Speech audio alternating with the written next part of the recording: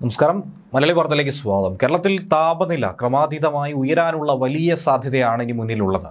താപനില മുന്നറിയിപ്പ് അങ്ങനെ തന്നെ തുടരുകയാണ്. ഇനിയും കേരളത്തിൽ 3 ഡിഗ്രിയിലധികം ചൂട് ഉയരാനുള്ള സാധ്യത വരും ദിവസങ്ങളിൽ പ്രവചിക്കപ്പെട്ടിരിക്കുന്നു.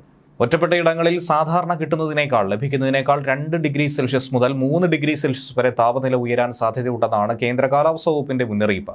ഉയർന്ന താപനിലയും ഈർപ്പമുള്ള വായുവും കാരണം ചൂടും അസ്വസ്ഥതയുമുള്ള കാലാവസ്ഥയ്ക്ക് സാധ്യതയുണ്ടെന്നാണ് അറിയിപ്പിൽ പറയുന്നത്.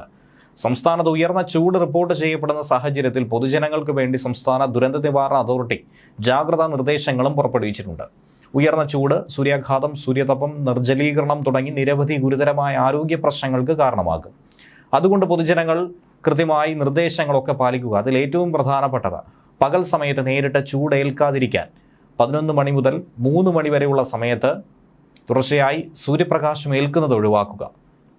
പരമാവധി ശുദ്ധജലം കുടിക്കുക. ദാഹമില്ലെങ്കിൽ പോലും വെള്ളം കുടിക്കുന്നത് അതേപടി തുടരുക.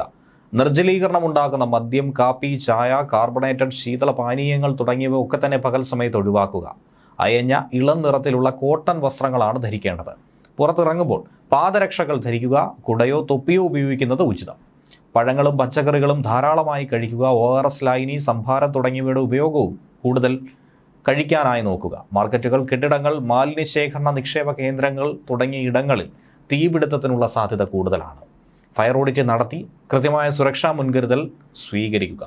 അവയോട് ചേർന്ന് താമസിക്കുന്നവരും സ്ഥാപനങ്ങളുമൊക്കെ പ്രത്യേക ജാഗ്രത പാലിക്കുക. ചൂട് കൂടുന്ന സാഹചര്യത്തിൽ കാട്ടുതീ കൂടി വ്യാപിക്കാനുള്ള സാധ്യതയുണ്ട്.